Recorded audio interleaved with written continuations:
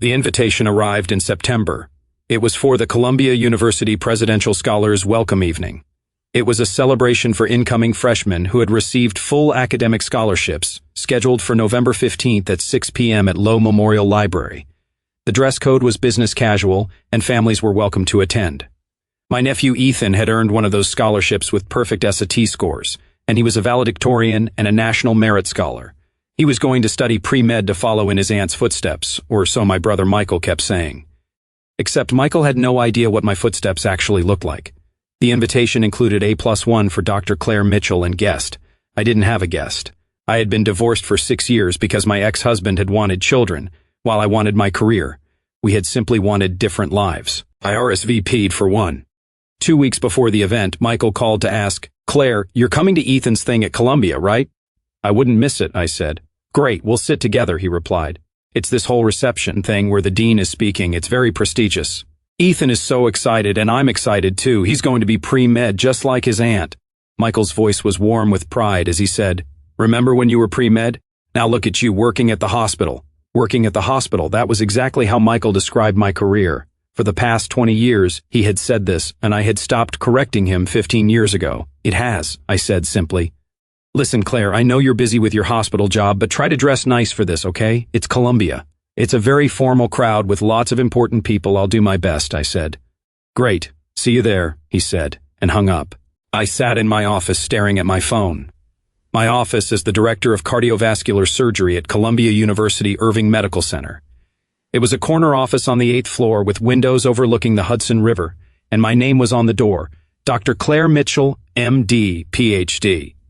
I had 3 diplomas on the wall, my Columbia undergrad, my Columbia Medical School degree, and my Columbia PhD in biomedical engineering.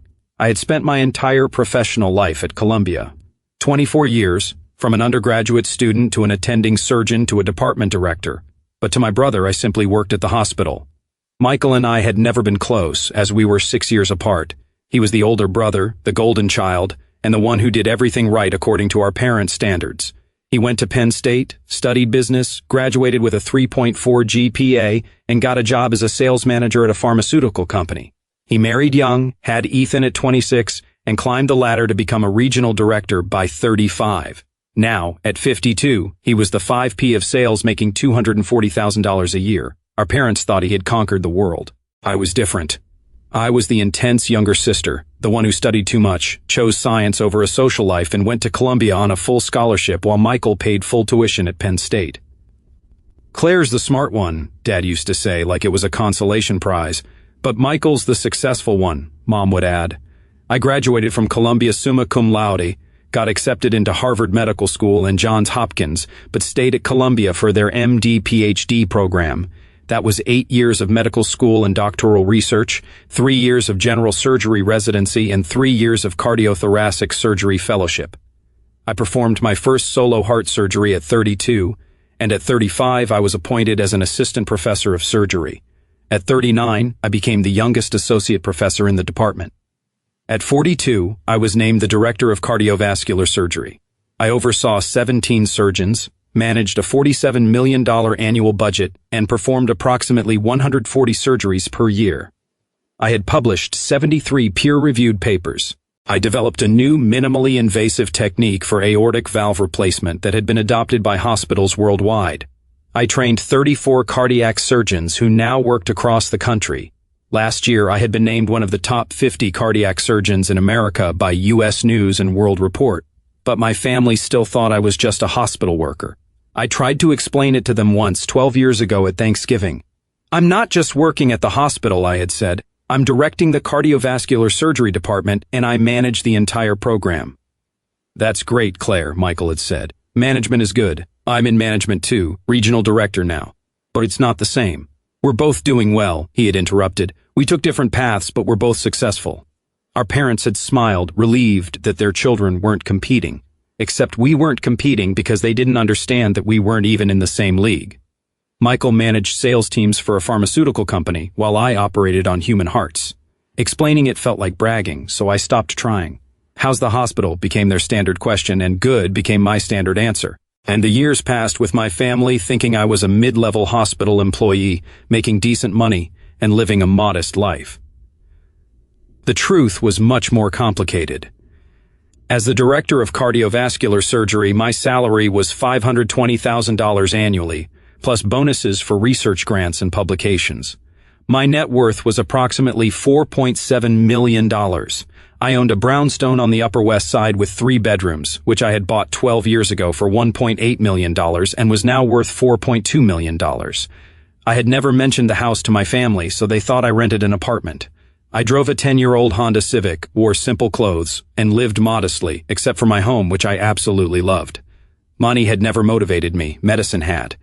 I wanted the chance to save lives, to innovate, to teach, and to push the boundaries of what was possible in cardiac care. I had performed over 2,800 surgeries in my career. My survival rate for high-risk procedures was 96.7%, which was significantly higher than the national average of 91.3%. I had saved 2,800 lives. That was my success, not my salary or my title, but the lives. However, my family measured success differently. Michael's house was bigger, his car was newer, and his son was going to Columbia. Finally, Mom had said when Ethan got his acceptance letter, someone else in the family is going to an Ivy League school. Claire's always been the only one. Ethan's going to be pre-med, Michael had added proudly, just like Claire. Maybe she can give him advice about the hospital. I had smiled and said nothing. Nova arrived cold and gray. I left the hospital at 4 p.m., having finished my last surgery at 2:30. It was a triple bypass on a 67-year-old man with severe coronary artery disease. The surgery had gone perfectly. He would be in the ICU for 2 days, and then move to recovery so he could go home to his wife and grandchildren. It was another life saved. I went home, showered, and changed into a navy dress and a blazer. It was simple and professional, the kind of outfit that said hospital employee but also Columbia alumni. I arrived at Low Memorial Library at 5:50 p.m. The building was stunning with its neoclassical architecture, massive columns, and the iconic dome. I had walked past it thousands of times as a student, but it never stopped being impressive. Inside, the rotunda was set up for the reception with round tables covered in white linens, a stage with a podium, and screens on either side showing the Columbia crest. I found the check-in table and the student volunteer asked for my name. "Dr. Claire Mitchell," I said. She scanned the list and her eyes widened slightly. "Oh, Dr. Mitchell, yes, you're at table 3. That's the 5 IP section for presidential donors and distinguished faculty." "Thank you," I said, and found table 3 in the front section. 2 other people were already seated, and I recognized one of them as Dr. Patricia Huang, the Dean of Columbia Medical School. "Claire," she said as she stood and hugged me, "I'm so glad you're here. I wouldn't miss it. My nephew is one of the scholars." "Wonderful. These kids are incredible and we're so lucky to have them." The other person at the table introduced himself as Robert Chin, a member of the Board of Trustees. "Claire Mitchell," I replied. "I'm faculty at the medical school." "What department?" he asked. "Cardiovascular surgery." "Are you the Dr. Mitchell who developed the minimally invasive aortic valve technique?" he asked. "I am," I said. "Brilliant work. My father had that procedure last year and it changed his life." We talked about cardiac innovation, Columbia's research programs, and the future of medical education. At 6:15, I saw Michael enter with his wife Linda and Ethan. Michael was wearing a suit, Linda had on a cocktail dress, and Ethan looked uncomfortable in dress pants and a button-down shirt. They were scanning the room looking for their table. I waved, and Michael saw me, waved back, and started walking over. Then he noticed where I was sitting, table 3 in the front section with the dean and a board member. He hesitated but walked over anyway. "Claire, you're here early," he said. "I am. This is table 3, I replied. "I think that's for faculty in 5 IPS, he noted. "I know, I'm sitting here," I said. "Oh, they put you with the 5 IPS. That's nice of them." He didn't understand, assuming someone had made a seating error in my favor. "Where are you sitting?" I asked. He checked his card and said, "Table 17, back section. Come on, Linda and Ethan. Let's find our table." "Good to see you, Michael," I said. "We'll catch up after." They walked away and Dr. Huang smiled at me. "Your brother?" she asked. "Yes, he seems nice," I replied. "He is. He just doesn't quite understand what I do," I explained. "How is that possible? You're one of the most prominent cardiac surgeons in the country," she said. "He thinks I work at the hospital in a staff position and I've never corrected him," I said. She stared at me and asked, "Why not?" "Because it doesn't matter. My work speaks for itself. Whether he understands it or not doesn't change the lives I've saved or the research I've published." "That's very zen of you," she said. "Or very tired," I admitted. I spent years trying to explain and eventually I stopped. Robert Chin leaned over and added, My brother thinks I'm in finance, but I'm the chairman of the board of a Fortune 500 company. Family is complicated. It is, I agreed. At 6:30, the program began. The current university president welcomed everyone, talked about Columbia's commitment to merit-based scholarships, and introduced the Presidential Scholars Program.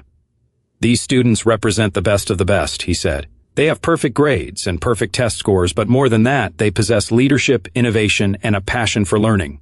They are the future of Columbia and the future of our world, he declared as the audience applauded. Tonight, we're announcing something special. Thanks to the generosity of our alumni, we're expanding the Presidential Scholars Program. For the first time, we will be able to offer full scholarships to 50 students per year instead of 30. There was more applause. This expansion is possible because of a transformative gift from one of Columbia's most distinguished alumni. It is someone who embodies the very best of what Columbia stands for: academic excellence, innovation, service, and leadership. I knew what was coming because I had made the donation 6 months ago. I had given $8 million to endow 20 additional scholarships in perpetuity. The interest would fund full 4-year scholarships for students who couldn't otherwise afford Columbia. I had asked to remain anonymous, but the development office had convinced me to let them announce it at this event. It will inspire the students, they had said, to show them what's possible. I had agreed reluctantly. Now, sitting at table 3, I realized Michael was in the audience at table 17, about to find out who his sister really was. The president continued, "This alumna graduated summa cum laude, completed her MD and PhD here, and became one of the youngest department directors in Columbia Medical Center history. She has published over 70 papers, developed life-saving surgical techniques, and trained dozens of surgeons who now save lives across the country." I could see table 17 from where I sat. Michael was listening politely, probably wondering who this impressive person was. "Last year she was named one of the top 50 cardiac surgeons in America," the president said. "This year she is giving $8 million to ensure that students like our presidential scholars can afford to attend Columbia regardless of their financial circumstances." The screens lit up, and my photo appeared. It was my professional headshot from the medical center website, and below it read, "Dr. Claire Mitchell, MD, PhD, Director of Cardiovascular Surgery, Columbia University Irving Medical Center. Please join me in thanking Dr. Claire Mitchell for her extraordinary generosity and her lifetime of service to Columbia," the president said. The room erupted, and 800 people stood up to applaud. I stood slowly, smiled, and waved slightly. At table 17, Michael was frozen. His mouth was open as he stared at the screen, then at me, and then at the screen again. Linda was standing and clapping, but she looked confused, while Ethan was staring at me with an expression I couldn't quite read. The president gestured for me to come to the stage. I walked up as the applause continued, and he handed me the microphone. "Thank you," I said. "I'm not much of a public speaker. I'm better with scalpels than words." There was light laughter. "But I want to say something about why this scholarship matters to me. 28 years ago, I was sitting exactly where these students are sitting. I was a presidential scholar, the first in my family to go to an Ivy League school, and the daughter of a factory worker and a teacher. I had perfect grades, but no money for tuition." I paused before continuing.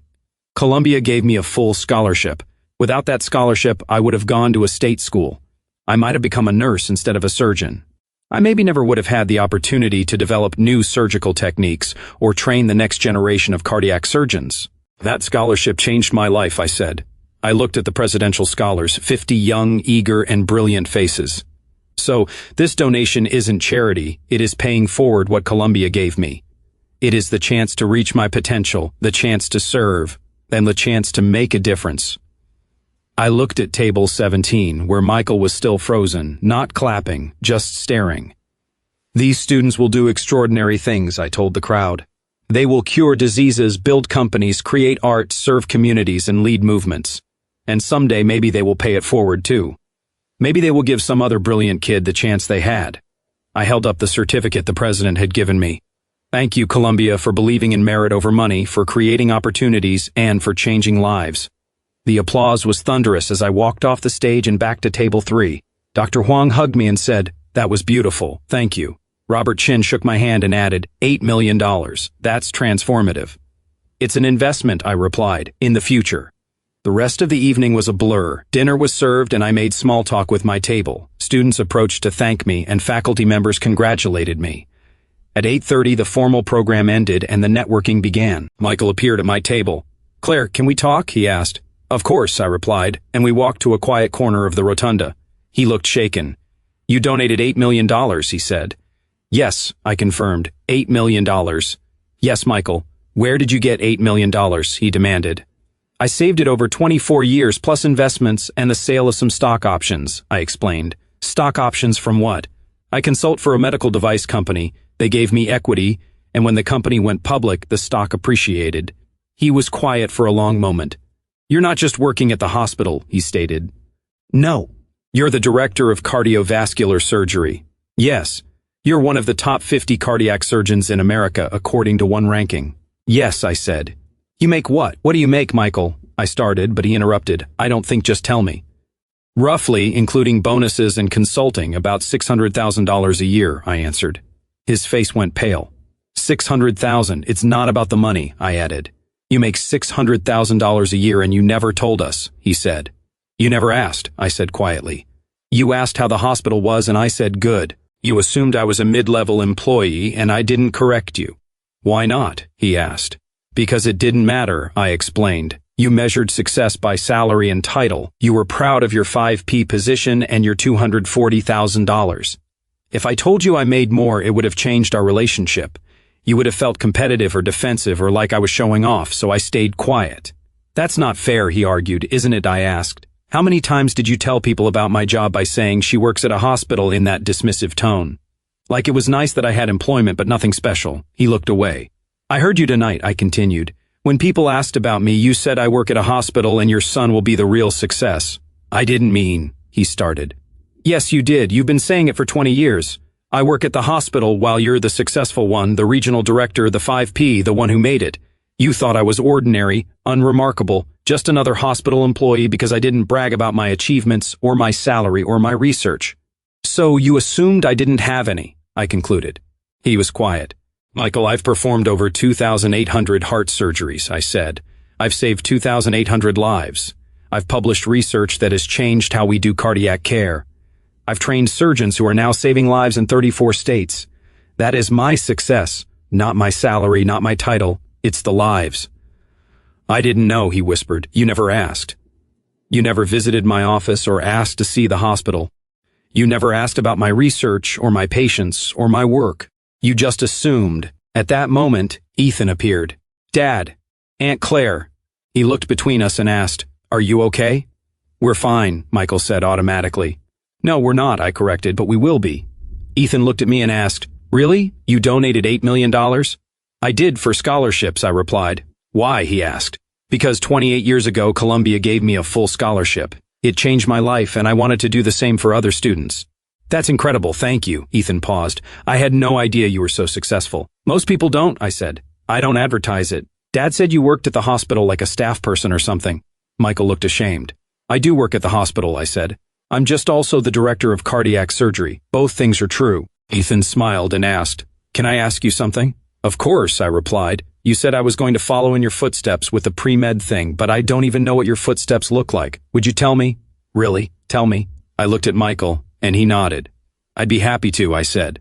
The three of us went to a coffee shop near campus. I told Ethan everything about medical school, the sleepless nights, the first time I held a human heart in my hands during surgery, and the feeling of knowing that if I made one wrong move, the patient would die. I told him about my first solo surgery on a 54-year-old woman with aortic valve disease. I explained how I had been terrified, how my hands had shaken, and how the surgery had taken 6 hours. I told him how she had survived and hugged me 2 weeks later, saying, "You gave me my life back." I told him about the research, the years of studying minimally invasive techniques, the failures, and the breakthroughs. I shared the moment I realized we could do valve replacements without opening the entire chest cavity. I told him about the first patient who received my new technique, how the recovery time was cut in half, how the complication rate dropped, and how other surgeons started adopting it. I told him about the teaching, training residents and fellows, watching them perform their first surgeries, and knowing they would go on to save thousands of lives. "That's the real success," I said, "not the salary or the title or the awards. It's the woman who gets to watch her grandchildren grow up because you replaced her valve. It's the man who gets to walk his daughter down the aisle because you repaired his coronary arteries. It's the lives you save and the lives those people touch." Ethan was listening intently. Do you ever lose patience? He asked. Yes, I said honestly. Surgery is a risk. Sometimes we do everything right and the patient still dies. Those are the hardest days. How do you handle it? He wondered. I remember the ones I saved, I explained. The 96.7% who survived and the families who got to keep their loved ones. And I use the losses to make me better, to refine my technique, and to reduce risk. Every patient who dies teaches me something that might save the next one. Michael was quiet, just listening. I want to do that, Ethan said. I want to save lives. Then you'll be a great doctor, I assured him. Will you help me? Like mentor me through pre-med? He asked. I'd be honored, I replied. He smiled. This is so much cooler than I thought. Dad always said you worked at the hospital like it was boring, but this is amazing. Michael flinched. I reached over and squeezed his hand. Your dad didn't know. How could he? I never told him. You could have, Michael said quietly. Why didn't you? Because you seemed happy thinking you were the successful one, the golden child, the one who had made it. I didn't want to take that away from you. That's incredibly sad, he noted. Or incredibly kind, I countered, depending on how you look at it. I've been a jerk, he admitted, for 20 years. Introducing you as my sister who works at a hospital like it was cute that you had a job. You weren't a jerk, you were uninformed, there's a difference. I should have asked more questions, he reflected. Yes, you should have, but you can start now, I said. Over the next 6 months, everything changed. Michael visited my office at the hospital, watched me do rounds, sat in the observation gallery during a surgery, and finally saw what I actually did. Afterward, he had said, That was the most intense thing I've ever witnessed. You're incredible, Claire. Thank you, and I'm sorry I didn't see it before. You see it now, that's what matters, I replied. Ethan started coming to the hospital every other week, shadowing me, learning and asking questions. I introduced him to residents, let him observe procedures, and taught him about anatomy, physiology, and the art of surgery. You're a natural teacher, one of my residents remarked. You should do more of this. I am, I said, starting with my nephew. In March, Michael called a family meeting with Mom, Dad, Linda, Ethan, and me. I have something to say, Michael announced. For the past 25 years, I've been telling everyone I was the successful sibling, the one who made it, and the one who did everything right. Our parents looked confused, but I was wrong. Claire is the successful one. She is one of the top cardiac surgeons in the country. She makes twice what I make. She has saved almost 3,000 lives, and she donated $8 million to Colombia. I had no idea because I never bothered to ask about her life, he confessed. Mom's mouth fell open. $8 million? Yes, I said simply. Where did you get $8 million? She asked. I saved it, invested it, and earned it over 24 years of working as a surgeon, I replied. You're a surgeon? Dad asked. I thought you were a hospital administrator or something. I'm the director of cardiovascular surgery. I both operate and administrate there, was silence. Then Mom said, Why didn't you tell us? I did tell you multiple times, but you didn't listen. Eventually, I stopped trying. That's not fair, Mom protested. Mom, Michael interrupted. It is fair. We didn't listen and we assumed. We were so busy being proud of my regional director title that we never asked what Claire's title was. I'm proud of your title, I said to Michael. You worked hard for it, but we can both be successful, because success isn't a competition. I know that now, Michael said. I wish I had known it 20 years ago. Dad stood, walked over to me and hugged me. I'm proud of you, Claire, so proud, and I'm sorry I didn't say it more often. Thank you, Dad, I replied. Mom joined the hug. My daughter, the heart surgeon, she beamed. Cardiac surgeon, I corrected gently, but close enough. In May, Columbia held its annual donor recognition event. The development office had asked me to speak to explain why I had given the $8 million, and I agreed. The event was at the faculty house with 300 guests, including major donors, university leadership, faculty, and students. My whole family came, Mom, Dad, Michael, Linda, and Ethan. They sat at table 5 in the front section, looking immensely proud. When I was introduced, they stood and cheered louder than anyone. I walked to the podium, looked out at 300 faces, and began my speech. 28 years ago, I walked onto this campus as a scared 18-year-old from a working-class family in New Jersey. I had been accepted to Columbia with a full presidential scholarship. Without that scholarship, I would have gone to Rutgers, probably become a nurse, and maybe taught biology at a high school. I paused, but Columbia gave me a chance. It gave me a chance to study with the best professors, work in world-class research labs, attend medical school, become a cardiac surgeon, and save lives. I looked at my family. My family didn't always understand my path. They thought I worked a modest hospital job. They didn't know I was directing a department, performing complex surgeries, or publishing groundbreaking research. And honestly, that was partly my fault. I didn't share, I didn't explain, and I let them think what they wanted to think. Michael was crying. But over the past 6 months, that has changed. My family now understands what I do and, more importantly, why I do it. It is not for the salary, the prestige, or a recognition, but because every surgery is a chance to give someone more time. It's a chance for more birthdays, more anniversaries, and more moments with the people they love. I held up the donor recognition plaque. That's why I gave $8 million to Columbia, because this university gave me the chance to do that work, to save those lives, and to make that difference.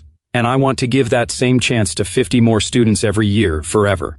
The room stood up applauding, and my family stood first.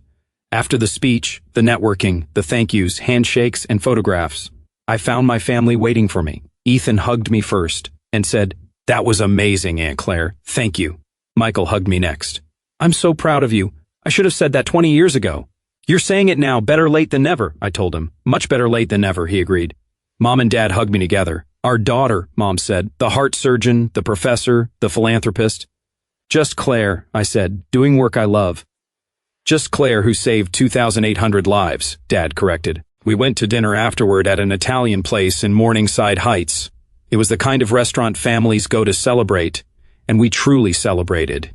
We weren't celebrating my donation, my title, or my salary, but the fact that after 25 years of being invisible to them, my family finally saw me. They really saw me. I was no longer seen as just she works at the hospital, but as Dr. Claire Mitchell, cardiac surgeon and lifesaver, and that was worth more than $8 million.